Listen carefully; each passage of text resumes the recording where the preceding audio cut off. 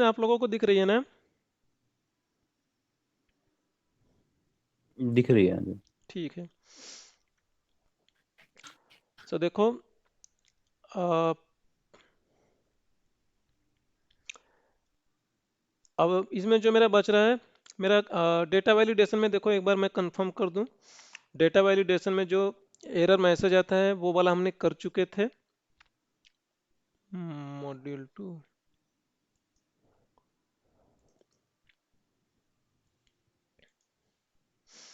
में आज हमारे लिए ये थर्ड है।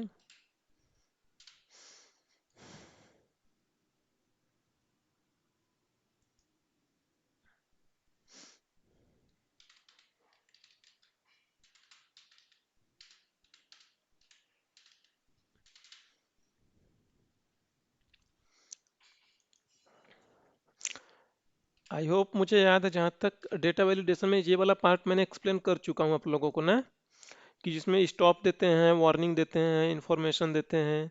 इंफॉर्मेशन दोगे तो कोई भी गलत एंट्री करोगे तो एक बार वो खाली मैसेज दिखाएगा, बट एक्सेप्ट करके आगे बढ़ लेता है।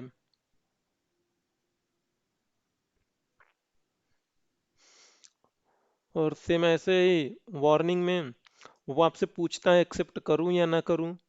आप बोलोगे कि या एक्सेप्ट कर लो, यस करोगे, कंटिन्यू करोगे तो एक्सेप्ट करके आगे बढ़ जाता है। नो करोगे या रीट्राई करोगे तो फिर से एडिट मोड में लेके जाएगा और बोलेगा इसकी एंट्री फिर से करो। नो करोगे तो डिलीट कर देगा उस एंट्री को। सो ये चीज़ें इसमें से हो चुकी है। ये चीज़ें मैंने यहीं पे कवर कर दिया था जब मैं ये पढ़ा रहा था आपको। स्पेशल पेस्ट जब मैं पढ़ा रहा था तो उसमें डेटा वैलिडेशन था, तो डेटा वैलिडेशन में ये चीज़ें हम कवर कर चुके थे। अब इसमें सारी चीज़ें हो चुकी, ग्रुपिंग अनग्रुपिंग, इसमें जो बचा है वो सब टोटल बच रहा है। सब टोटल देख लीजिए आप।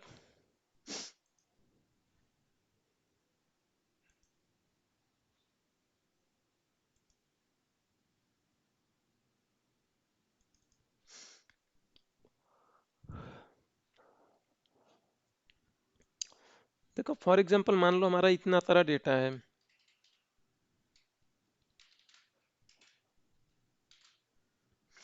इसमें से जो कुछ अननेसेसरी कॉलम है वो कॉलम में उड़ा देता हूँ मैं। पोस्टल कोड की भी मैं चलो पोस्टल कोड रहने देता हूँ मैं अभी। ठीक है। अब ध्यान से देखो आप लोग, सब टोटल हम यूज करते हैं लाइक अगर हम डेटा पे कोई फिल्टर लगा रहे हैं, देन उसकी जो कैलकुलेशन है वो चेंज ना हो, इसके लिए हम सब टोटल यूज करते हैं। जैसे मान लीजिए अभी आपको बोला गया है टोटल प्रॉफिट, तो आप यहाँ पे जाओगे, सिंपली आप यहाँ पे सम का फॉर्मूला लगाओगे। तो मैं अल्ट के साथ इक्वल प्रेस करता हूँ, सम का फॉर्मूला लग जाएगा। लग क्यों नहीं रहा यार? सम के साथ इक्वल प्रेस करोगे जो अपने आप सम का फॉर्मूला लग जाएगा। अल्टर प्रेस करके इक्वल प्रेस करना है। अल्टर दबा के रखोगे और अपने कीबोर्ड से इक्वल प्रेस करना। और जो मेरा टोटल आ चुका है नाउ, अब आप नोटिस करोगे और देखो, ये मैंने सम का फॉर्मूला लगाया हुआ है। अब इसके साथ अगर मैं मान लो फिल्टर लगाता हूँ, मैं कहता हूँ ना मुझे खाली साउथ रीजन का डेटा चाहिए देखना है, तो आप नोटिस करोगे ये मैंने जो सम लगाया था, सम मेरा हाइड हो चुका है भाई। कैसे हाइड हो रहा है सम? 29 नंबर ही है ना, ये हाइड नहीं होना चाहिए।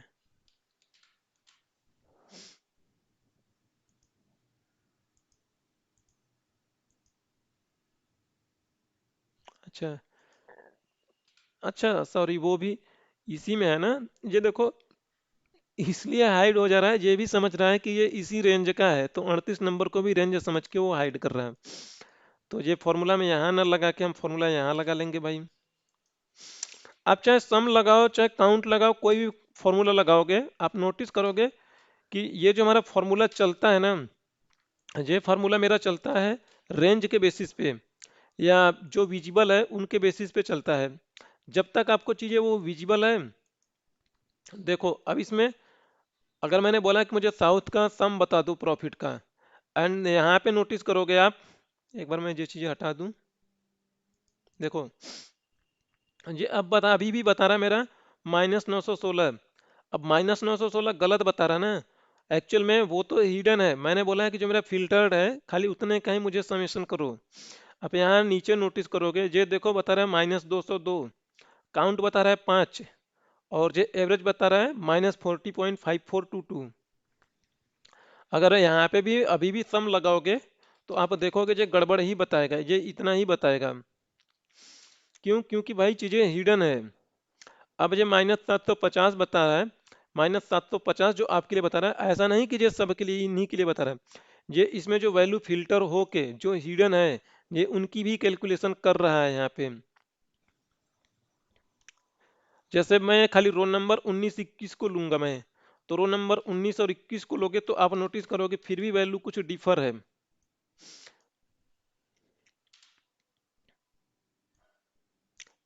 देखो -114 है और 33 है, आप इसे मैनुअली कैलकुलेट करोगे तो नंबर कुछ और ही आएगी, लेकिन यहाँ पे हमारा है -130। तो इसका मतलब यह है कि 19 के बाद जो 20 वाली वैल्यू है ना, वो भी इसमें कैलकुलेट हो रही है, वो हिडन नहीं है। सॉरी, हिडन है बट इस कैलकुलेशन के लिए वो हिडन नहीं है, कैलकुलेशन उस पर होगा। तो ऐसी चीजों में आप कैलकुलेट जब भी करना है तो आप सब टोटल यूज करोगे। तो देखो सब टोटल लगाओगे कैसे, आप लिखोगे सब, सब टोटल जैसे लिखोगे आपके सामने ये फॉर्मूला आ जाएगा। सब टोटल में देखो पहला पैरामीटर है वो बोलता है फंक्शन नंबर। आपको करना क्या है, लाइक आपको सम करना है, मीन मैक्स जो भी करना है वो ले लोगे। जैसे मुझे फिल्टर्ड वैल्यू का सम करना है, तो 9 नंबर है ना, तो इस पर डबल क्लिक करो या आप हाथ से 9 लिख दो और कॉमा लगा दो। अब वो रेंज ले लो जिस पे आपको कैलकुलेशन करवानी है। यहाँ पे बोला रेफरेंस ना, तो जो भी रेफरेंस लेनी है ले लो भाई। तो देखो डॉट डॉट कॉमा करके लिखा है, तो इसका मतलब पहला रेफरेंस आपके लिए जरूरी है, रेस्ट ऑफ द रेफरेंस वो ऑप्शनल है, स्क्वायर ब्रैकेट में फिर डॉट डॉट है, यानी कि इनफाइनाइट आप इसमें ले सकते हो। आप एंटर करो। नाउ अब आप नोटिस करोगे कि यहाँ पे जो कैलकुलेशन आ रही है वो कैलकुलेशन आपके इससे मैच हो रही है। मैनुअली कैलकुलेट करके देखना चाहो तो देख लेना, अदरवाइज यहाँ पे भी देखोगे तो ये इसके साथ मैच हो रहा है। सेम ऐसे ही अगर आप काउंट लगा रहे हो, काउंटर लगाया आपने, और आप इससे पूछ रहे हो कि भाई कितने हमारे इसमें है वैल्यू, तो देखो 19 बता रहा है, बट लेकिन आप देख रहे हो आपको यहाँ पे तो दिखाई पड़ रहे हैं केवल 5। सो इसके लिए भी आप काउंट को भी आप सब टोटल के जरिए ही लगाओगे। और देखो काउंटर के लिए 3 है, 3 ले लेना, और ये आपको बताएगा 5, तो ये 5 बता रहा है। तो इसमें सब टोटल में बहुत सारे फंक्शन हैं, लाइक मीन मैक्स एवरेज। तो जो आपको जरूरत पड़े वो सारा फंक्शन आप यहाँ से यूज कर लोगे फिल्टर्ड वैल्यू के साथ वर्क करने के लिए। जब जब फिल्टर चेंज होगा जो अपने आप विजुअल वैल्यू के साथ कैलकुलेट करता रहेगा कैलकुलेशन। खाली इतना ध्यान रखना, जो इसमें आप रेंज लोगे रेंज ढंग से ले लेना आप, ठीक है। ढंग से लेना मेरा कहने का सेंस ये है भाई कि आप जैसे इसमें रेंज ले रहे हो, तो रेंज आप देखो, आप देखोगे N2 तो भाई हिडन है ना, तो आप थोड़ा अपना लॉजिक लगाओगे कि कहोगे N2 से ले लो भाई, यानी पहली वाली रेंज हेडर के बाद से ले रहे हो आप, और आप 38 तक है ना आपकी वैल्यू, तो 38 तक ले लो चाहे 37 तक ले लो, ठीक है। बस अब ये फिल्टर होता रहेगा ना, क्योंकि आपका डेटा इसी रेंज के अंडर है, N2 से लेके N37 तक आपका कैलकुलेशन प्रॉपर चलता रहेगा, बस इतनी ध्यान देने की जरूरत है आपको।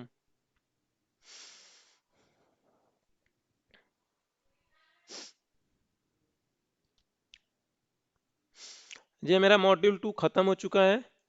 अगर किसी को कोई डाउट हो कुछ भी हो तो आप पूछ सकते हो, अदरवाइज अब हम शुरू करते हैं नंबर फंक्शन। नंबर फंक्शन थोड़ा हम ध्यान से देखेंगे, क्योंकि ये जो फंक्शन है, ये सारे फंक्शन आपसे इंटरव्यू में पूछे जाएंगे, जरूर पूछे जाएंगे। सारे फंक्शन इसमें इंपॉर्टेंट हैं, और ये सारे फंक्शन जो अभी तक आपने देखा है हर एक से रिलेट करेंगे। नंबर फंक्शन का मतलब ये है कि आप जो भी कैलकुलेशन कर रहे हो ना, उसका जो आउटपुट आएगा वो आउटपुट ना नंबर्स में आएगा, और जो नंबर्स में आएगा इसीलिए हम इसे नंबर फंक्शन बोलते हैं। तो देखो आप, पहला देखो फंक्शन इसमें काउंट, काउंटा काउंट ब्लैंक है, ठीक है। जो काउंट होता है आपके लिए वो नंबर्स काउंट करके लेके आता है।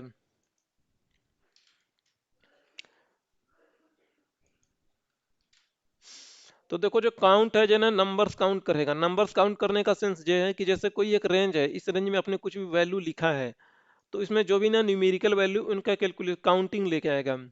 फॉर एग्जांपल देखो, जैसे मैंने इतना रेंज लिया, मैंने काउंट में मैंने ये रेंज लिया, मैंने दो रेंज लिया इतना। अब इसमें से देखो मुझे काउंट बताएगा दो, क्योंकि इसमें न्यूमेरिकल वैल्यू दो है केवल, जो कि है 1024.38 और दूसरा है 261.96। तो इसकी आपको जो आउटपुट मिलेगा वो दो मिलेगा। सेम वहीं अगर आप काउंटर लगा रहे हो, ये दोनों डायरेक्शन में चल सकता है, रो कॉलम में साथ ही चल सकता है, या आप जैसे चाहो वैसे चला लो। और एन नंबर आप इसमें डिमेंशन दे सकते हो, देखो पहला कॉमा करके दूसरा, तो मल्टीपल चीजें आप दे सकते हो, मल्टीपल रेंज भी दे सकते हो आप। और इससे आप अगर यूज करोगे तो ये आपको आउटपुट में देगा टू, सॉरी चार, फोर बताएगा। ठीक है। अगर अब दूसरा चीज देखो, एक चीज थोड़ी सी और लॉजिकली, मैं काउंट लगाया मैंने,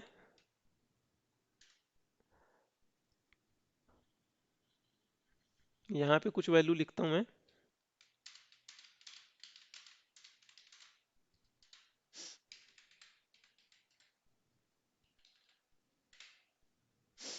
देखो ना, अगर अब आपसे पूछा जाता है ना कि मुझे इसमें बताओ कि टोटल ना कैरेक्टर वाली वैल्यू कितनी है। अब जो काउंटा होता है ना, जो नंबर्स को भी काउंट करता है और वैल्यू यानी टेक्स्ट को भी काउंट करता है, दोनों को काउंट करेगा। अगर आपसे ये पूछ लिया जाए कि मुझे बताओ इसमें केवल टेक्स्ट वैल्यू कितनी है, मतलब नॉन नंबर वैल्यू कितनी है, वो आप नॉर्मली ऐसा कोई फॉर्मूला नहीं कि आप बता पाओ। तो आप क्या करोगे, काउंटर लगाओगे, काउंटर से पूरे का काउंट लो लोगे, फिर काउंट लगाओगे, जो नंबर का काउंट होगा उसमें से काउंटर में से काउंट को घटा दोगे, तो जो आंसर आएगा वो आपका लिए टेक्स्ट की वैल्यू बचेगी, टेक्स्ट की काउंटिंग बचेगी। देखो मैं कैसे कर रहा हूँ, फॉर एग्जांपल आपने काउंटर लगाया और अपने पूरे का काउंट ले लिया भाई, पूरे का काउंट लिया, आ गया आपका 8 आया है, और नॉर्मली आप काउंट करके देखोगे तो 8 दिख भी रहा है। अब इसमें से माइनस करोगे, काउंट को माइनस करोगे, जो न्यूमेरिकल वैल्यू मेरी, ये सेम वही रेंज लोगे आप। अब इसमें आपको आंसर में 3 दिख रहा है कि नंबर मेरा 3 है, तो 8 में से 3 घट जाएगा, तो जो 5 आएगा वो आपका टेक्सचुअल वैल्यू है।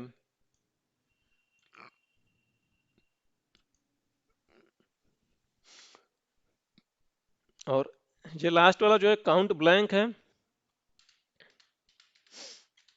ये ब्लैंक को काउंट करेगा जिसमें कोई वैल्यू नहीं है। तो ये आपके लिए इसमें बता रहा, इस रेंज में दो जगह पे ब्लैंक है, कोई वैल्यू नहीं है।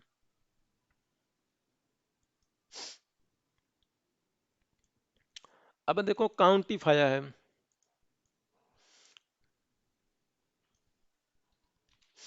Count COUNTIF with wildcard uses the COUNTIF with real time example. ठीक है।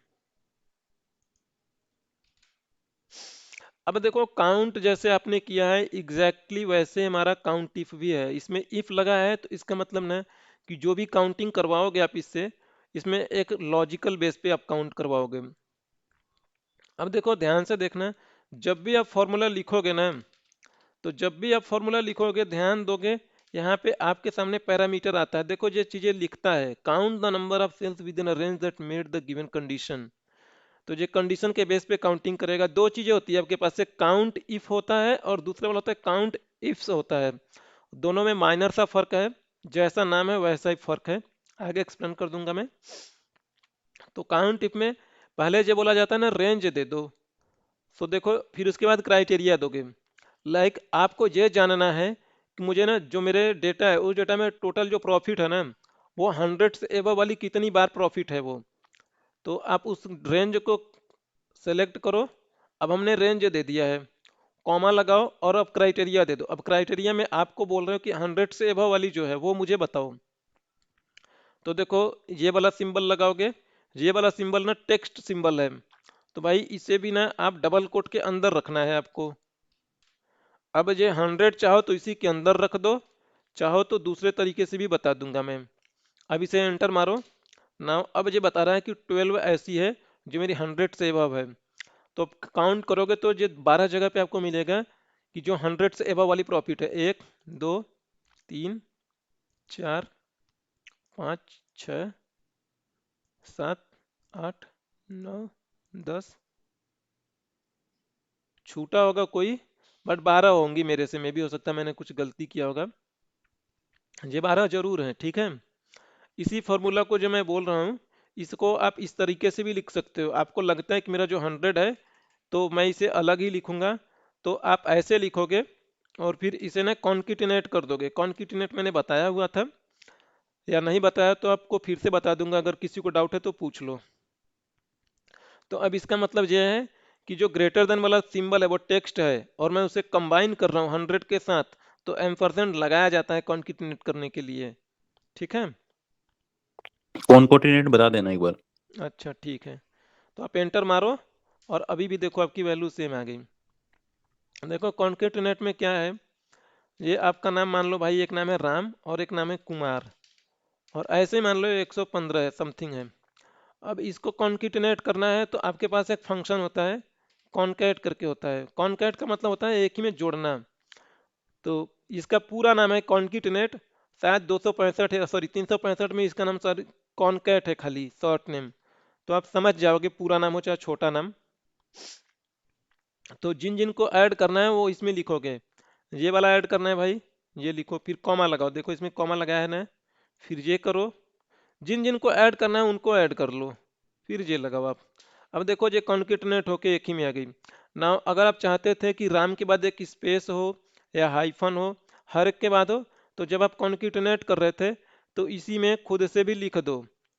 तो देखो अब यहाँ पे वैल्यू लिख रहे हो, यानी कि हार्ड कोड वैल्यू कर रहे हो, और वो भी आप टेक्स्ट कर रहे हो, तो डबल कोट के अंदर लिखोगे। तो देखो मैं चाहता हूँ कि हाइफन लगाना है मुझे, तो मैंने डबल कोट के अंदर इस तरीके से लिखा, और एक यहाँ पे भी लिख रहा हूँ मैं। डबल कोट लिखो, माइनस हाइफन वाला सिंबल लगाओ, कॉमा लगाओ, तो यानी एक इसके बाद लगेगा पहला और दूसरा के बीच में, और एक लगा है दूसरा और तीसरा के बीच में। नाउ अब एंटर मारो। अब ये मेरा इस तरीके से आ चुका है। तो ये तो फॉर्मूला के जरिए अपने कॉन्केटनेट किया। अब इसी चीज को डायरेक्टली कर सकते थे, आप रेफरेंस लो और एम% लगाओ, इससे भी हो जाएगा। ये एम% लगाओ, ये लगाओ, ये आपका कॉन्केटनेट यहाँ पे इजीली हो गया। अब इसमें भी वही चीजें करनी है, F2 प्रेस करो, एडिट मोड में जाओ, अगर आपको कुछ अलग तो दिखाना है ना। तो फिर अब देखो इसका मतलब ये है कि ये मेरा M% जो इससे भी कॉन्केटनेट हो रहा है और इधर वाले से भी कॉन्केटनेट हो रहा है, क्योंकि ये दोनों रेफरेंस है ना, तो आपको ऐसे करना पड़ेगा। अब इसमें भी वैसे ही करो, दोनों साइड से जो कॉन्केटनेट हो जाएगा M%। नाउ अब एंटर मारो। अब जैसे खाली दो ही वैल्यू थी, अगर ये वाली वैल्यू मेरी थी, इसके साथ करना है भाई, लगाओ ये वाला, स्पेस देना है स्पेस दो, जो देना है वो दो, फिर अगेन इसके साथ भी ये करना है तो ये करो। अगर इसके बाद कुछ नहीं होता है तो हम इतना लगा के छोड़ देते हैं, अगर हमें कुछ करना है तो M% लगाओगे, अब तभी कॉन्केटनेट होगा। सिंपल है एकदम, कुछ इसमें नहीं है।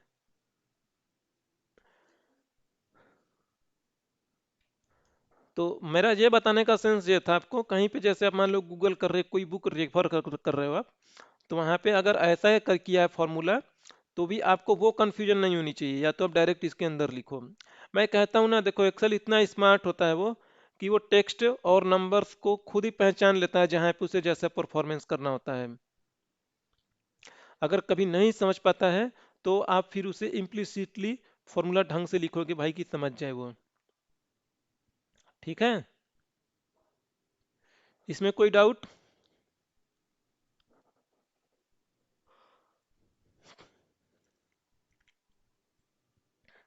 चलो, अगर ये काम ऐसा नहीं कि खाली नंबर्स पे करेगा, ये काम आप इससे टेक्स्ट पे भी करवा सकते हो। लाइक मैं देखो, अगर इसे मैं काउंट लगाता हूँ, काउंट इफ लगवाता हूँ मैं इससे, और ये आपने रेंज दिया, और आपने इसे एक रेंज दिया, और अब आप यहाँ पे बोल रहे हो कि मुझे बताओ इसमें ना चेयर कितनी है।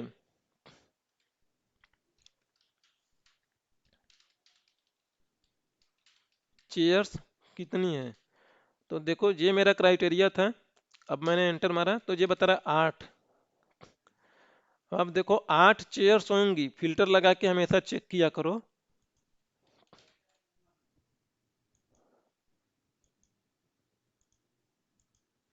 देखो 8 चेयर है ना, यहाँ पे 8 बता रहा है आपको, ये 8 यहाँ पे बता रहा है आपको, और हमारा आंसर भी 8 ही आया हुआ है। अब देखो जब आप इंटरव्यू देने जाओगे तो ऐसे क्वेश्चन होते हैं, लेकिन कुछ क्वेश्चन कुछ थोड़े दूसरे तरीके से अरेंज होते हैं, वो कुछ क्वेश्चन कुछ इस तरीके से अरेंज होंगे। यहाँ पे ऐसे आपको एक डेटा रहेगा, यहाँ पे जैसे ये डेटा है और ये डेटा का यूनिक करके आपको देगा। अगर नहीं करता है तो देखो आपसे बोलेगा ना कि जितनी सारी कैटेगरी है ना, हर एक का काउंट बताओ, तो वो कैटेगरी आप कॉपी पेस्ट करना है। और मैं तो देखो शॉर्टकट यूज कर रहा हूँ मैं, रिमूव डुप्लीकेट करने के लिए, आप भी शॉर्टकट ही यूज करना। अल्टर एम करोगे आ जाएगी। तो शॉर्टकट आप रोज प्रैक्टिस करना, जब भी करोगे कोशिश करना कि शॉर्टकट के जरिए सारी चीजें करो। तो अब जब इंटरव्यू देने जाओगे ना, शॉर्टकट यूज करोगे तो उसे देख के लगेगा कि काफी एक्सपीरियंस लड़का आया है। मैनुअली वर्क करोगे तो उसे लगेगा नहीं यार, लगता है बहुत कम एक्सपीरियंस है। ना अब आप ओके करो, अब आपके पास डुप्लीकेट रिमूव होके आ चुकी है। अब इस पे आपसे पूछा गया फर्नीचर कितने हैं और टेक्नोलॉजी ऑफिस स्टाफ सप्लाईज कितनी है, बस सिंपल है। यहाँ पे आप लिखो, उसके रिस्पेक्ट में लिखो काउंटिव का फॉर्मूला, टैब मारोगे फॉर्मूला ऑटो कंप्लीट हो जाता है। तो देखो ये वाली रेंज है, ये वाली आप रेंज ले लेना भाई। अब यहाँ पे आप लिखोगे, क्या लिखनी है आपको, इसका रेफरेंस, फर्नीचर का रेफरेंस दे दो, ठीक है।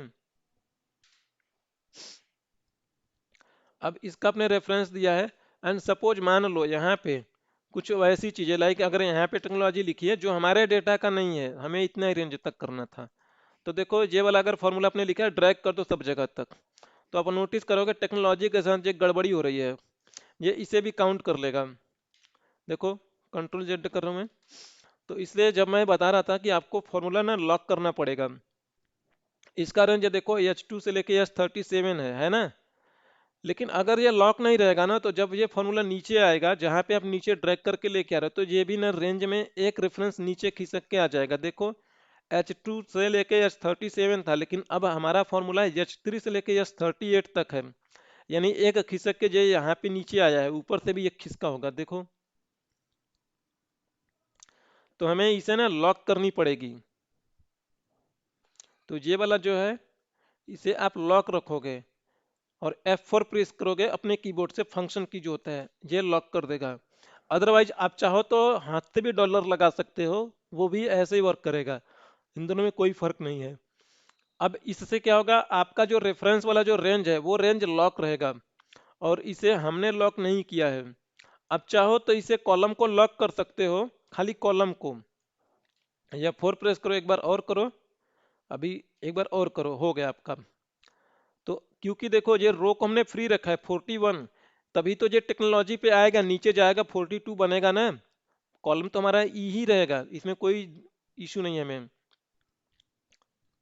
ना। अब आप एंटर मारो, अब इसे आप ड्रैग करोगे, अब वो प्रॉपर लेके आएगा, अब कोई रेंज ऊपर से छूटेगा नहीं, ना नीचे वो अपने से बढ़ेगा। देखो F2 करके देखो, अभी भी S2 से लेके S37 है। तो ये लॉक करने वाला सिचुएशन आपको ध्यान रखना पड़ेगा, ये लॉक करने वाला हमारे हर फॉर्मूला में आता जाएगा, ठीक है। जो हमने यहाँ पे कॉलम आई को लॉक किया है, अब इससे क्या होगा, वैसे में आई की जरूरत नहीं थी, लेकिन अगर हमारा फॉर्मूला राइट साइड में लेफ्ट साइड में मूव होता तो हमें जरूरत पड़ती लॉक करने की। अब इस तरीके से अगर आपने लॉक किया है ना, तो ये फॉर्मूला अगर यहाँ पे भी पेस्ट करोगे ना, तो भी ये सेम कॉलम को ही रेफर करेगा, क्योंकि हमने ये कॉलम को भी लॉक कर रखा है। जो मेरा ई है ये ई में रहेगा, अदरवाइज इसे लॉक नहीं करते हम।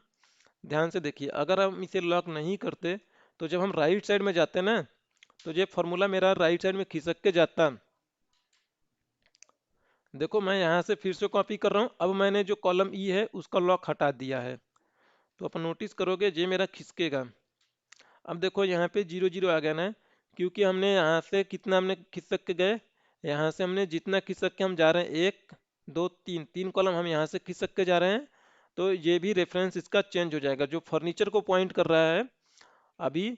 अब देखोगे ये 3 कॉलम राइट में खिसक के आ गया, देखो 1 कॉलम 2 कॉलम 3 कॉलम, अब ई को छोड़ के एच में आ चुका है। तो अगर हम इसे लॉक किए रहते तो हमारा ये ई कॉलम में ही पड़ा रहता। ठीक है, कोई डाउट? चलो, अब काउंट विद वाइल्ड कार्ड।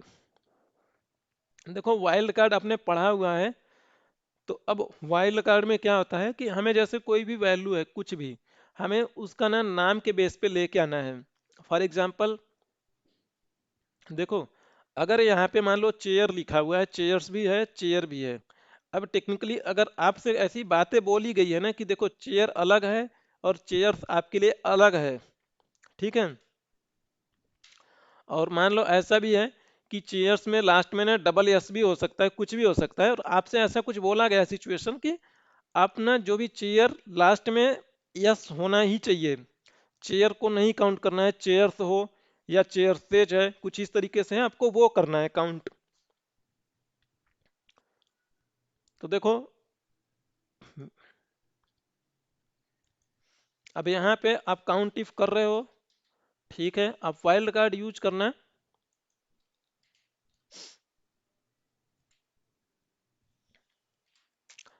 अब देखो मैं बोल रहा हूँ ना कि शुरू में होना चाहिए सी एच, और मैंने बोला लास्ट में यस होना चाहिए भाई।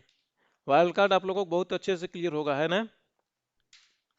तो देखो ये बता रहा है चेयर्स वाले लास्ट में है जिसमें यस है वो हमारा 6 है। अब देखो ये नहीं काउंट हो रहा है, इसे अगर आप यस लगाओगे तो ये काउंट हो जाएगा, और किसी भी वैल्यू में जैसे मान लो ये है सी चेस, तो ये भी काउंट हो जाएगा।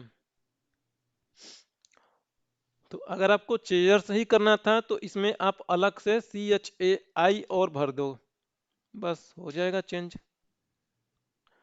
तो इस तरीके से आप वाइल्ड कार्ड लगा सकते हो। लाइक आपसे बोला जाए कि लास्ट में जिसके नाम में ES हो वो वाला काउंट हो, तो लाइक जैसे अप्लाइंसेज है वो कंसीडर हो जाएगी, मशीन है वो कंसीडर हो जाएगी, एसेसरीज हो जाएगी, तो बहुत सारी चीजें हो जाएंगी। आई होप आप कर लोगे वो।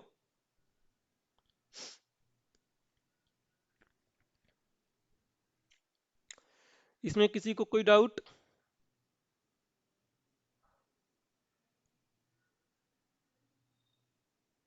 चलो एक और सिचुएशन दिखाता हूँ मैं आपको।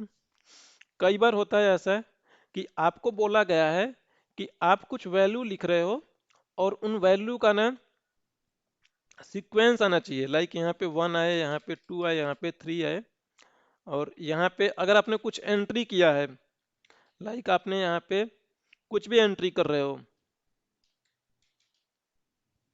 लाइक ऑरेंज लिखा आपने, तो यहाँ पे 4 आ जाए, 4 आ जाए। कहने का मेरा सेंस ये है कि जब आप कोई एंट्री करोगे देन ये उसके अकॉर्डिंग ये यहाँ पे सीक्वेंस आती रहेगी। और जैसे यहाँ पे मान लो आपने एप्पल लिखा, अभी यहाँ पे 5 हो गया। अब होता क्या है कि अगर आप यहाँ से ऑरेंज को डिलीट करो तो अब ये ना 4 नंबर होना चाहिए, अपने आप हो जाए 4 नंबर।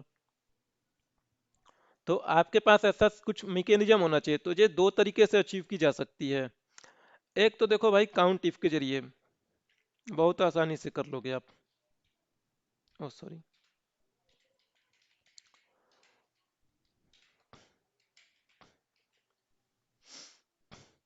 अगर उसमें कोई ऐड भी करे तो उसका इम्पैक्ट उसी तरीके से होना चाहिए। तो देखो पहला वाला तरीका देखो, ये रो नंबर कितना है 48, तो रो नंबर का फंक्शन लगा दो भाई, ये बता देगा आपको 48 है ना? तो इसमें से 48 है, मैं अगर फोर्थ नंबर 1 से स्टार्ट कराऊँ तो इसमें से 47 घटवा दो, यानी एक घटा रहेगा, तो ये इस तरीके से आपको जनरेट करके देगा। अब इसमें क्या है कि अगर ये डिलीट कर दोगे ना तो भी इस पे कोई फर्क नहीं पड़ रहा। लेकिन अगर इसे इस तरीके से डिलीट करोगे तो वो ऑटो एडजस्ट कर जरूर लेगा खुद को, क्योंकि एक रो नंबर कम हो गई। ये रो एक फंक्शन होता है, जिस रो में होती है, जिस रो में फॉर्मूला लिखते हो, जो खुद का रेफरेंस बताता है, उस रेफरेंस के बेस पे कि रो नंबर कितना है। दूसरा आपके पास ये रो का ही कॉन्सेप्ट है। एक रोज होता है, जैसे रोज और रोज होते हैं वैसे कॉलम और कॉलम्स होते हैं। तो ये आपसे एक रेंज मांगता है, और उस रेंज को जैसे दोगे ये बताएगा इस रेंज में कितने सारे रो हैं। तो मैंने ये इसका रेफरेंस लेता हूं यहां से 48 49 लिया है मैंने। तो इसका रेफरेंस बताएगा 2। लेकिन मैं ना ऐसे नहीं करूंगा, मैं बोलूंगा खुद का ही रेफरेंस बताओ तुम। यहाँ पे 48 कहता हूं मैं, 48 से लेके 48 तक, यानी C48 से लेके C48 तक ये रो का बताएगा। ध्यान रखो इसमें आप कॉलम भी ले लोगे सी की जगह डी तो भी कोई फर्क नहीं पड़ेगा, ये रो का बताएगा। तो अब देखो इसमें क्या करूंगा, मैंने पहला वाला जो है ना उसे लॉक कर दो। अब भाई पहला वाला लॉक कर दोगे तो ये एक बताएगा। अब पहला वाला लॉक रहेगा तो जब ये फॉर्मूला नीचे जाएगा ना, तो 48 ये वाला फ्री है तो ये वाला 49 बनेगा। फिर आपको हो जाएगा रो नंबर 2, फिर और नीचे जाएगा हो जाएगा row number 3, row number 4, so on, ऐसे चलता रहेगा। अब देखो मैं एंटर करता हूं मैं, अब इसे मैं ड्रैग करता हूं। तो देखो अब यहाँ पे ध्यान से देखना है, ये तो खुद को रेफर कर रहा है। अब ये ऊपर वाला लॉक है और नीचे वाले में आया और ये 49 बना, तो अब इन दोनों का इसके लिए रो नंबर 2 होगा कि अब इन दोनों में रो 2 है। सेम जैसे अब यहाँ पे आओगे ऊपर वाला लॉक है और नीचे वाला बढ़ के अब 50 हो गया। तो अब इसमें इस रेफरेंस में बता रहा है कि इनमें 3 रो हैं। तो इस तरीके से आपका नंबर से जनरेट होता रहेगा। लेकिन ये अपना खुद का नंबर जनरेट कर रहा है, इससे इसमें किसी से कोई लेना देना नहीं है कि यहाँ पे अगर वैल्यू ब्लैंक है तो उसका सीरीज ना जनरेट करे, वो जनरेट कर देगा क्योंकि उसका इससे कोई रिलेशन नहीं बन पा रहा है। तो ऐसी चीजें करने के लिए कि जहाँ पे वैल्यू उसी का सीक्वेंस नंबर दिया जाए, तो जो आप काउंट कर रहे हो वो देखो काउंट इफ से करोगे आप। ठीक है। हाँ जी, आप ट्रिक लगाओगे जहाँ पे आप रेफरेंस देते हो उसी रेफरेंस में आप वही वाला इसमें भी अप्लाई करोगे। आप कहोगे भाई इसमें से इतने का मुझे देना है बस। अब पहले वाले को लॉक करोगे आप। ठीक है। अच्छा सॉरी, ये काउंट इफ,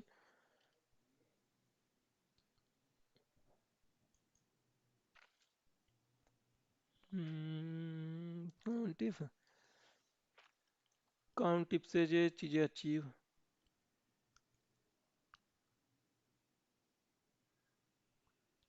हम्म। चलो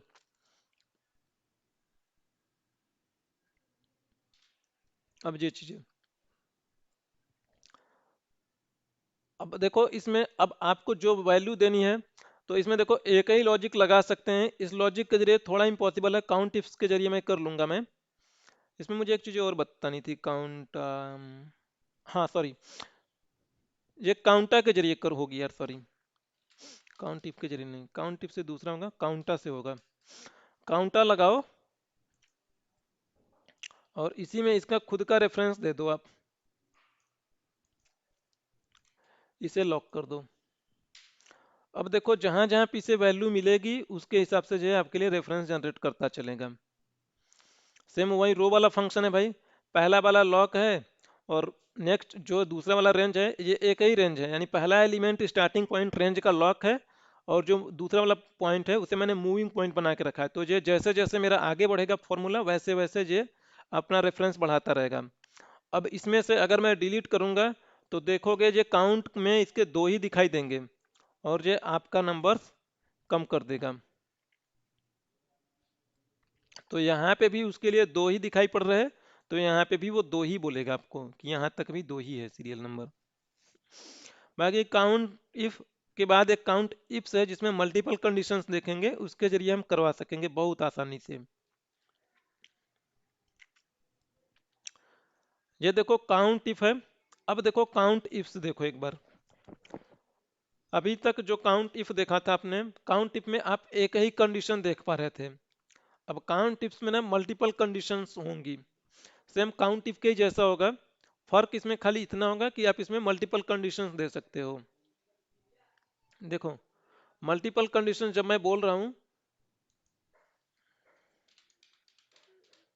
काउंट इफ्स, ठीक है, तो काउंट इफ्स लिखो आप।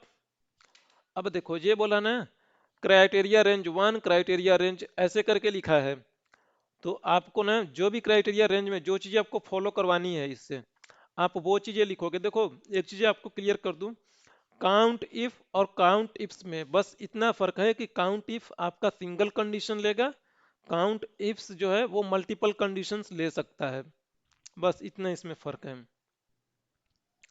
अब देखो मैं कहूं कि मुझे ना वो टेबल का बता दो काउंट कितना है, लेकिन वो ध्यान रहे,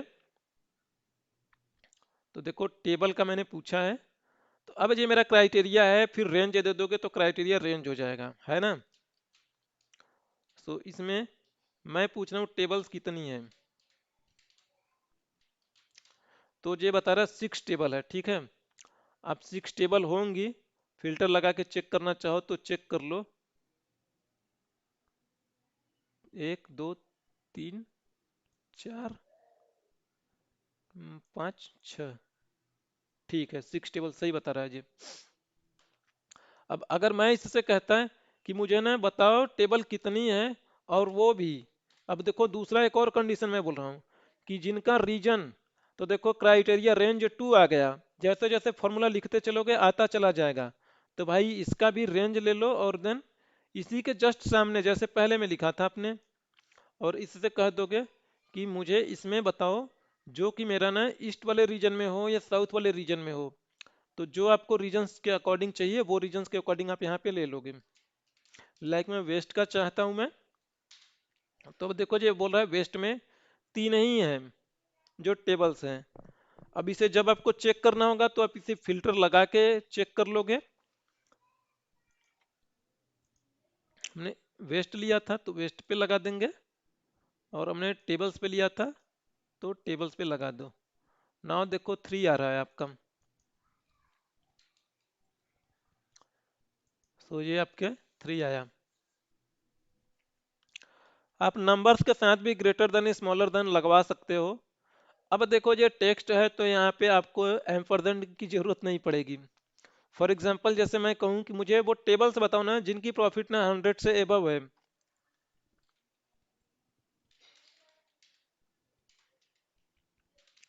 काउंट इफ्स लेना है आपको। काउंट इफ्स लेने से आपके पास देखो इसमें से ना कोई भी आगे लगाओ चाहे पीछे लगाओ फॉर्मूला कोई फर्क नहीं पड़ता है भाई, क्योंकि फिल्टर लगाओगे तो वही इंपैक्ट पड़ेगा, चाहे वो आगे लगाओ चाहे ये पीछे लगाओ। इसे मैं कहता हूँ कि ये ग्रेटर देन 100 होना चाहिए भाई।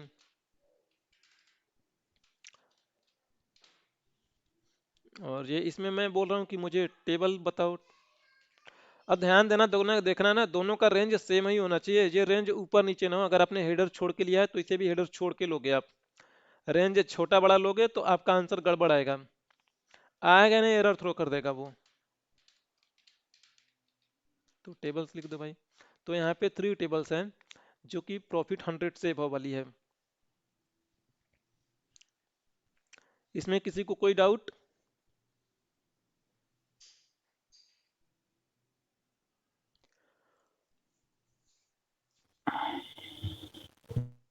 ठीक है।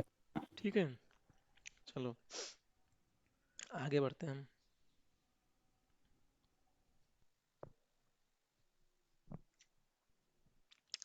अब देखो वो जो हम नंबर्स जनरेट करवा रहे थे, अब इस काउंट इफ के जरिए अगर आप नंबर जनरेट करवाओगे तो ये इसके जरिए भी आप चाहो जनरेट करवाना तो इसके जरिए भी जनरेट करवा लोगे, खाली काउंट इफ के जरिए भी करवाना चाहो तो काउंट इफ के जरिए भी करवा लोगे। फॉर एग्जांपल जैसे देखो मैं काउंट इफ के जरिए करवा रहा हूँ, काउंट इफ्स के जरिए करवा रहा हूँ मैं, तो आप देखो चाहे जो लॉजिक लगाओ आपका लॉजिक सही होना चाहिए।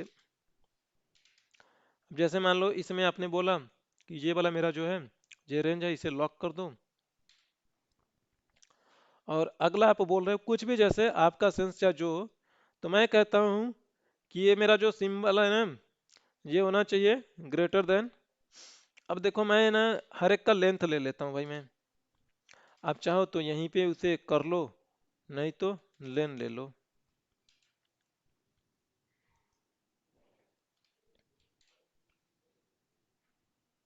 और ये मैं यहाँ पे इसे ये लेन क्यों लिया है? लेन में, लेन देखो उसकी साइज बताता है। और मैं ये कहने की कोशिश कर रहा हूँ इसको कि जिसमें कुछ लिखा होगा ना उसी का काउंट बताना तुम, ठीक है? तभी तुम काउंट करके देना। ये जीरो आया क्यों? अच्छा सॉरी, नहीं चलना तो चाहिए यार इसे। देखो एक फॉर्मूला डिबग करने का मैं बता रहा आपको मैं। आपने जैसे कोई गलत फॉर्मूला लिख दिया आपने, ठीक है? अब इस फॉर्मूला को आपको नहीं पता है कि किस वाले फॉर्मूला के पार्ट में गड़बड़ी है। तो फॉर्मूला में जाना है, यहाँ पे एक आपको ऑप्शन दिखाई देता है,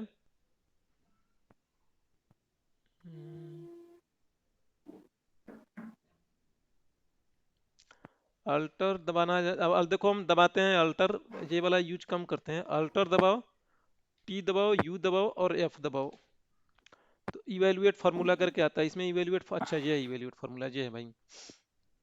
अब देखो हमने फार्मूला गलत लगाया आपके लिए, तो देखो अब यहाँ पे ये विंडो खुल के आ गई। तो स्टेप इन करो या इवेल्युएट करो। इवेल्युएट करोगे ना तो हर एक फार्मूला की ना ये आउटपुट बताएगा आपको, इसकी आउटपुट क्या है। तो देखो शुरू से कर रहा मैं आपको। तो देखो ये चीजें बताता है ना कि एक्सेल फार्मूला चलाता कैसे है। सबसे पहले ये पढ़ा जाएगा, इसे पढ़ रहा है ये। और ऐसे ही आपका फार्मूला भी वर्क करेगा। अगर फार्मूला आगे पीछे लिखोगे तो यहाँ से आके देख के समझ लेना क्या गड़बड़ी है। तो ये बोला सबसे पहले E48 को ओपन करेगा। E48 को इसने ओपन किया और उसको वहां पे उसे फर्नीचर मिला और उसका लेन इसने बताया 9। और ये इसके हिसाब से ये ट्रू है, ठीक है? अब 9 हमारा जीरो से बड़ा है, ये ट्रू आ गया। लेकिन ये ट्रू और इस काउंट के लिए भाई ट्रू और मैच का कोई बन नहीं रहा, ट्रू या फॉल्स का लॉजिक। हमें तो ये चीजें इसी के हिसाब से पैरामीटर चाहिए होता है कि यानी जो हमारा इस रेंज में पैरामीटर हो उसी के अकॉर्डिंग ये मेरा काम करना चाहिए। तो यहाँ पे हमारा ये वाला लॉजिक फेल हो गया।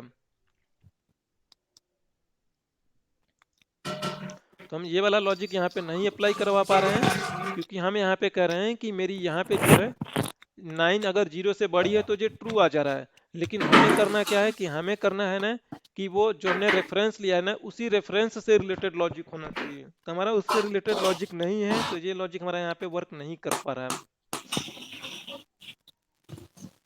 अब देखो एक चीज और, काउंट टिप्स के जरिए ये तो हम नहीं करवा पाएंगे, लेकिन काउंट टिप के जरिए एक और चीजें मैं बता रहा हूँ आपको। देखो काउंट टिप के जरिए ना, जैसे ये वाला एक रेंज है, इसे मैं दूसरी जगह कॉपी करता हूँ मैं। मुझे इसमें ना डुप्लीकेट एंट्री पता करनी है, ठीक है? अब देखो डुप्लीकेट एंट्री आप कैसे पता करोगे।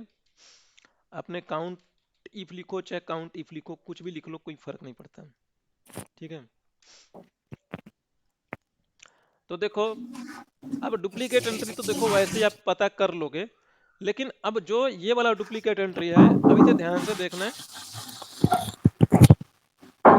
हमने देखो पहले वाले को लॉक करूंगा, है ना? पहले वाले को लॉक करो और ये इससे बोलो इसका मुझे बताओ काउंटिंग कितना है, ठीक है? तो देखो ये सही बताएगा, एकदम परफेक्ट वर्क करेगा। अब ये 1 आया है, अब देखो 1 इसलिए आ रहा है, यहाँ पे वो चेक करेगा इस रेंज में, ये चेक करा J48 की। तो ये बोला फर्नीचर कितनी बार है, एक बार है। यहाँ पे आया इसने चेक किया, अब ये इस पे आया है, अब ये इसका रेफरेंस देखो J49 है। अब ऊपर से नीचे में ये चेक करेगा ये टेक्नोलॉजी कितनी बार है, एक बार है।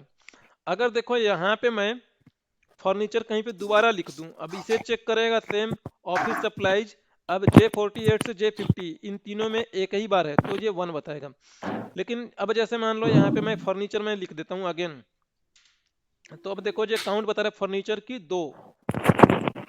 इस ये लगाने का मेरा मोटिव ये है कि मुझे बताना है कि कोई भी पर्टिकुलर आइटम ने कितनी बार आ रही है, तो ये हम उसे इस तरीके से यहाँ बता पा रहे हैं। लेकिन अगर आप यहाँ पे काउंट करते, एक काउंट इफ करते, आप नॉर्मल काउंट इफ करते, तो ये कभी भी नहीं बताता, ये यहीं पे बता देता है कि ये 2 बार आया है। देखो नॉर्मल काउंट इफ में क्या फर्क है और ट्रिक के साथ लगाने में क्या फर्क है। आपने ये रेंज दिया, लॉक किया, मान लो मैं लॉक कर देता हूँ मैं।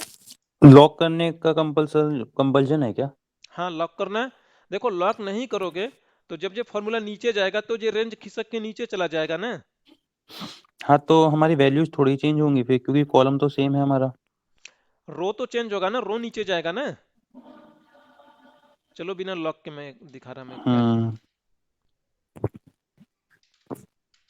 आपने ये रेंज लिया भाई, ठीक है। लॉक हम्म। नहीं किया आपने, ऐसे छोड़ दिया। हम्म।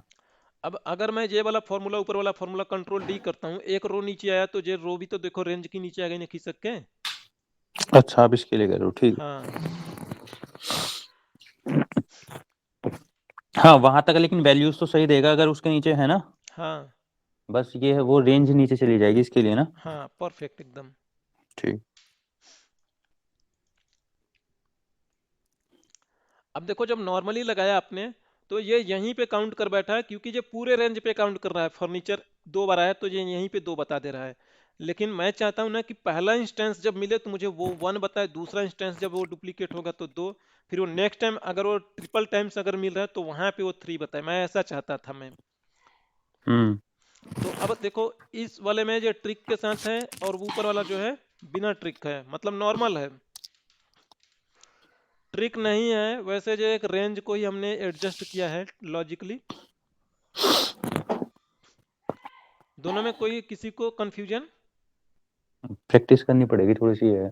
अरे अभी समझ में आ रही है ना, प्रैक्टिस तो करोगे हाँ। आप। प्रैक्टिस तो सारी चीजें करनी पड़ेंगी, अभी समझ में आ रहा है ना। ठीक है। चलो बहुत बढ़िया। अब देखो अगर मैं अभी इसी के लिए, इसको अभी के लिए मैं मिटा देता हूँ, ठीक है। अब आपसे बोला गया है ना कि कंडीशनल फॉर्मेटिंग के जरिए, यहाँ पे मैं ये कर देता हूँ। अब आपको अगर बोला जाए ना इसमें कंडीशनल फॉर्मेटिंग ऐसा लगाओ या डेटा वैलिडेशन ऐसा लगाओ कि उसकी एंट्री ना दोबारा ना होनी पाए, दोबारा एंट्री ना होनी पाए। तो देखो जो आपने ये वाला लगाया है ना, यही वाला फॉर्मूला कॉपी कर लो आप। चाहे तो हाथ से लिख लेना है, कोई दिक्कत नहीं है। बस ये फॉर्मूला आपने ऑलरेडी बने बनाया है। अल्टर डी एल करो, आपके सामने आ गया डेटा वैलिडेशन खुल के। अब एनी वैल्यू को कस्टम में ले लो और इक्वल करके भाई ये वाला फॉर्मूला बना बनाया है एकदम से, बस चिपका दो। और इनपुट मैसेज में आपको जो देना है वो लिख दो, डुप्लीकेट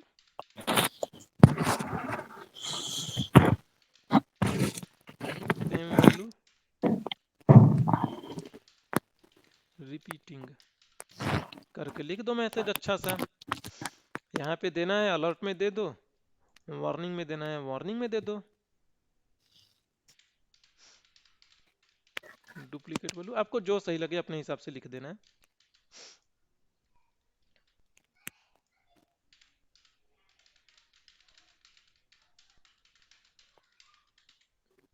ठीक है ना, ओके कर दो। कोई मैसेज वैसेज नहीं देना है तो ऐसे ही ओके कर दो। नाउ अब आप नोटिस करोगे सही है, जब तक आप सही से एंट्री करोगे सही एंट्री करने देगा। जैसे कोई एंट्री आप दोबारा करोगे मना कर देगा वो।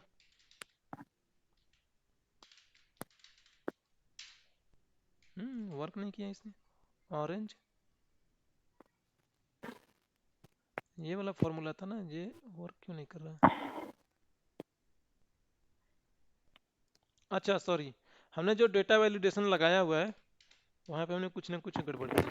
अच्छा ये तो भाई सही है, लेकिन इसके आगे आप लगाओगे ना कि ये जो मेरी वैल्यू आई है ये वैल्यू ना एक से नीचे होनी चाहिए, दो से नीचे होनी चाहिए। तो या तो वो वन होगी या तो जीरो होगी, है ना। मैंने बोला टू से नीचे होनी चाहिए। अब ये वाला करोगे जैसे आप, इसे मैं देखो अभी के लिए मैं मिटा देता हूँ मैं। हमने तो खाली वो किया था कि डेटा वैलिडेशन से पता लग रही है, लेकिन अब वो बोलोगे ना कि वन वन तो ये दे रहा है, ये तुम्हारा खाली वन टू देगा। अब लेकिन इसमें हम ये चीजें कह दें कि ये वैल्यू दो से नीचे होनी चाहिए तो सही है, नहीं तो फिर वो जैसे ये दो से एक से ऊपर होगी तो सही है, एक से बड़ी होगी वैसे मुझे ये एरर दे दे। तो जैसे एक से बड़ी होगी वैसे एरर देना चाहिए इसे। एक से बड़ी तो ट्रू होगा ना, जैसे ये ट्रू होगी वैसे ये मेरा कंडीशन, एक सेकंड, कंडीशन एक बार चेंज कर लो। एक से बड़ी हो, अच्छा नहीं, एक से छोटी होगी, एक से बड़ी भाई तो फिर हमारा कोई वैल्यू नहीं एक्सेप्ट करेगा। एक से दो से नीचे डाल देता हूँ मैं। अब करता हूँ मैं,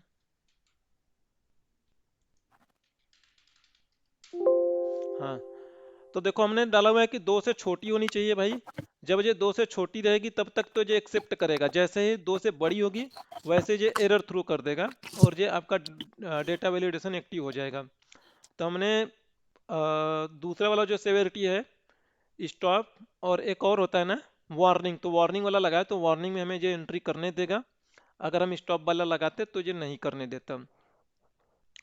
तो नो करनी है नो कर दो, फिर से एंट्री करनी फिर से करो। अब ऐसे ही कह सकते हो कि तीन से ज़्यादा एंट्री ना हो, चार से ज़्यादा एंट्री ना हो, तो आप वो रिस्ट्रिक्शन लगा सकते हो।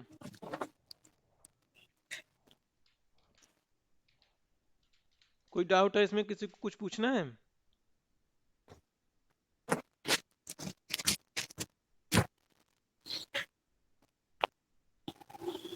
ये एक जस्ट इम्प्लीमेंटेशन है। आपने देखो अभी तक जितने सारे फार्मूला पढ़े हो ना, सारे फार्मूला को मैं इम्प्लीमेंट करता चलूंगा मैं।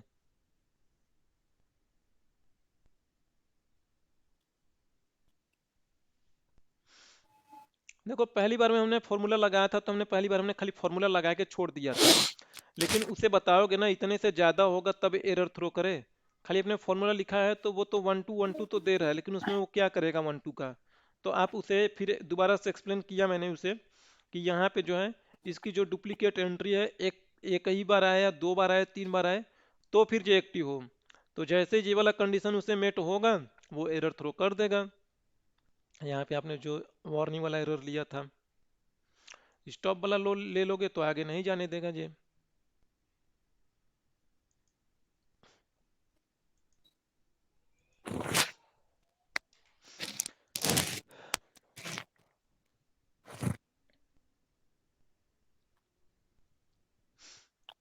देखो ये इतना हमने आज निपटा दिया है, तो और आगे बताऊं मैं?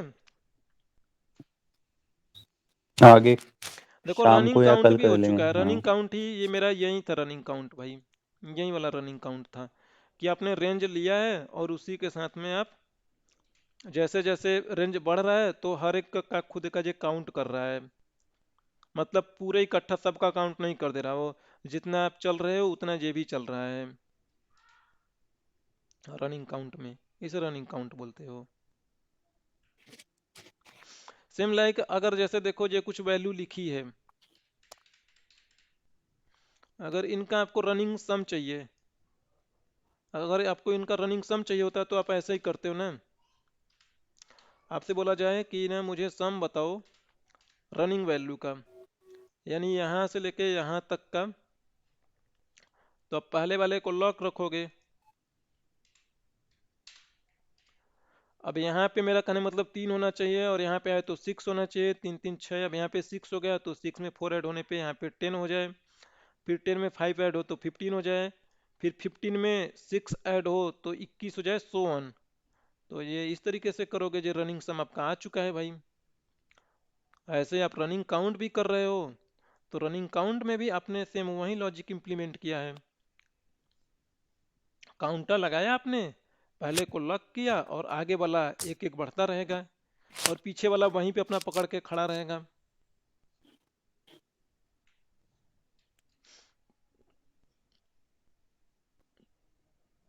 अब देखो काउंट टिप्स ये इतनी हमारी चीजें हो चुकी है आप लोगों के लिए, ठीक है। अब देखो अभी तक आपने जो देखा, जो अभी तक आपने देखा वो देखा है काउंट।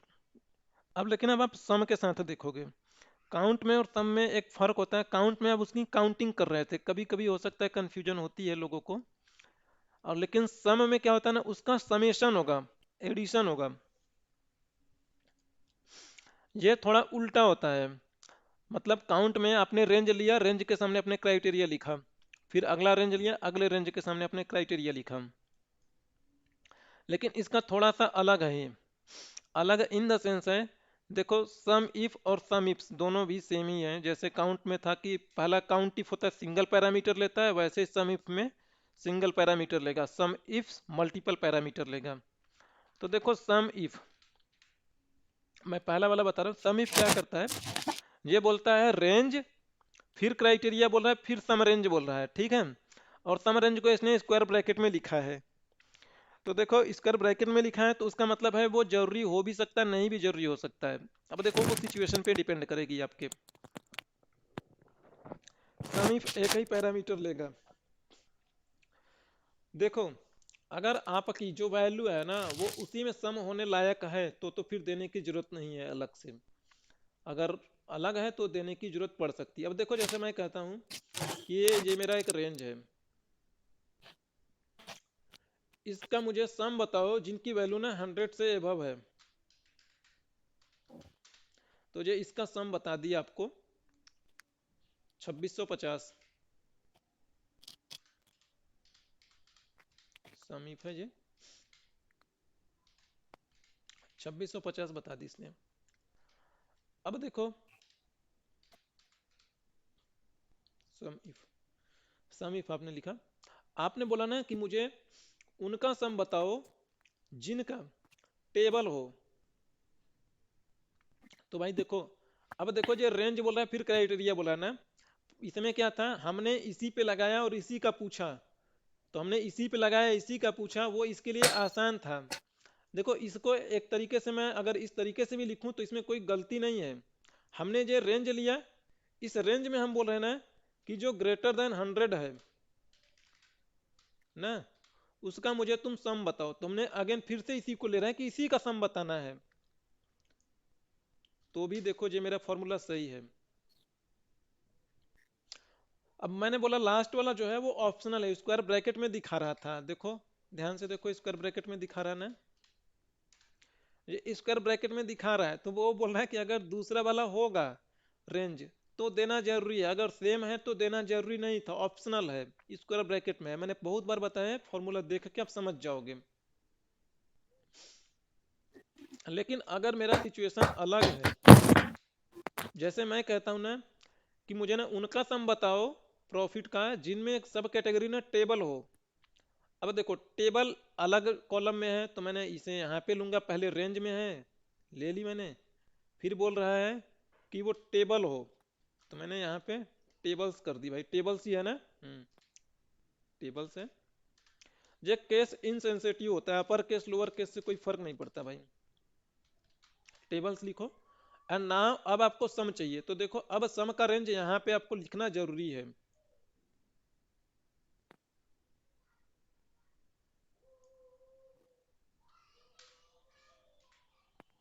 इसमें किसी को कोई डाउट, आपको चेक करना है तो चेक कर लो, टेबल्स पे फिल्टर लगाओ भाई, है ना। और कुछ गड़बड़ आ रहा है क्या मेरा?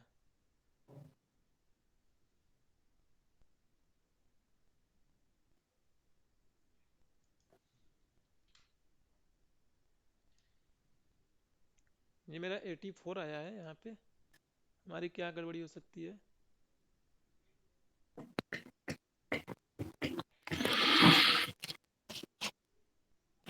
टेबल्स हो और उसका सम होना चाहिए ना, तो ये मेरा 84 आया है।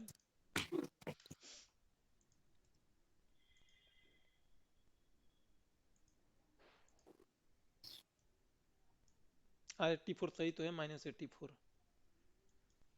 भाई मैं भी तो अच्छा गड़बड़ कैसे हो गया, ठीक है। तो देखो ये सम और सम इफ आप लोगों को क्लियर ना, ये थोड़ा सा हो सकता है आपको कंफ्यूजन लगेगा कि नो पहले तो हम कर रहे थे वहीं पे कर रहे थे काउंट इफ में, काउंट होना तो मतलब खाली काउंट कर रहा है, लेकिन सम काउंट देखो दोनों चीजों की हो जाती है ना, नंबर्स की भी काउंट हो जाती है, टेक्स्ट की भी काउंट हो जाती है, लेकिन समेशन तो हमेशा नंबर का ही होगा। तो ये चीजें थोड़ा ध्यान रखना। बाकी ये आप लोगों को समझ आई ना, नहीं तो थोड़ा कंफ्यूजन होगा आप लोगों को, ठीक है। रनिंग सम कैसे बताया था? रनिंग सम, हम्म। वो तो देखो यार सिंपल है ना, मतलब कि जैसे इसका निकालना है तो अब जैसे सम लिखते हो, सम लिखा आपने, इसमें आप बोल दो ये इसका रेंज क्या है, ओ 45 पी 45 है ना, तो कह दो हम्म। पी 45 से लेके पी 45 तक, और पहले वाले को इसे लॉक कर दो। अब ये वाला फ्री है ना, तो ये 45 46 47 होता रहेगा ना, तो इस रेंज में एक एक को आगे बढ़ता रहेगा, और पीछे वाला पीछे वाले को पकड़ के बैठा रहेगा लॉक करके।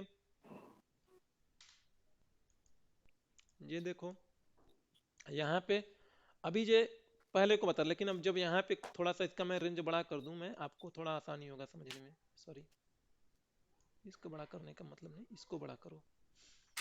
देखो जब यहाँ पे आया तो ये इसने पहले वाले को भी पकड़ के बैठा ना, पी 45 तो लॉक है, अब पी 46 हो रहा है ना, तो अब इस रेंज, इन दोनों रेंज का सम कर पाएगा। जब यहाँ पे आओगे तो पीछे वाला लॉक रहेगा, तो ये अब 45 था तो अब सॉरी 46 था तो 47 हो गया, 47 हो गया। तो जैसे एक एक बढ़ोगे ये ऐसे ये भी रेंज एक एक बढ़ता चला जाएगा, तो उस रेंज में जितनी चीजें आएंगी उन्हीं चीजों का सम होगा, है ना। ठीक है।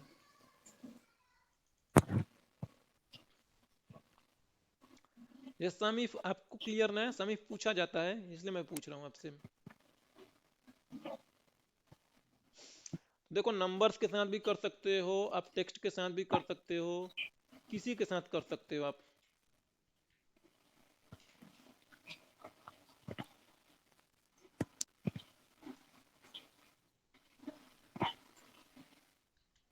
ये टेबल्स के साथ किया था भाई मैंने।